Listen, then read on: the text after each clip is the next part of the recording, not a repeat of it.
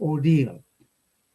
The Ginans also have a word which they take from the Hindu and from the Indian environment, which is of Maya, and Maya is illusion.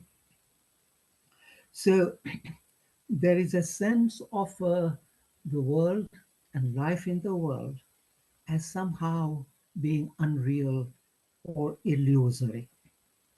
It conveys the sense of life, in the words of the English poet Keats, as a veil of tears and sorrows. Now, when I speak on this theme, I just want to flag one issue immediately, is that our conception of life generally nowadays is much more optimistic about the world. We do not think of the world as negatively as mystics in the medieval Islamic world did, and as the Ginans in the subcontinent did. Is there a contradiction here? And if there is a contradiction, can it be reconciled? I will come back to this matter at the end of my talk. Now, besides Sansar and besides Maya, the Ginans also have a word called Kaljug or Kaliyug. Now, this is a temporal scheme. When I say a temporal scheme, I just mean a time scheme. I like not to use difficult words. Now, they have this notion, which was common to Indian thought generally, of there having been four great ages: Karta Yuga, Treta Yuga, Dwapar Yuga, Kali Yuga. Kali Yuga being the last contemporary age. And it says that this age, this world, this era, this epoch is an ungodly one. So it is particularly vulnerable to this vision of it as unreal, as somehow morally corrupt.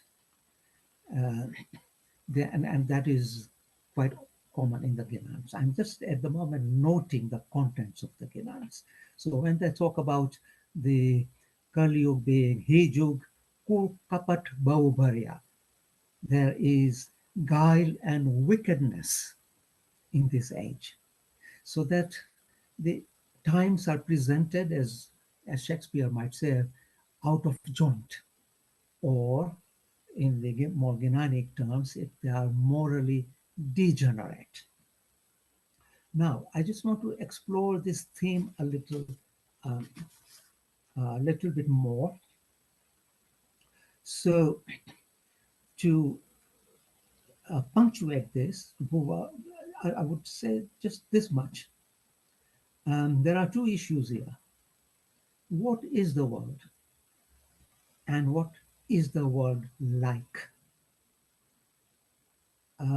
What is the world is a question about the fact, the essence, the being of the world. What is the world like is the moral question. How is it? And to the second question, how is the world? The answer, as I said, is that it is deficient, it is degenerate.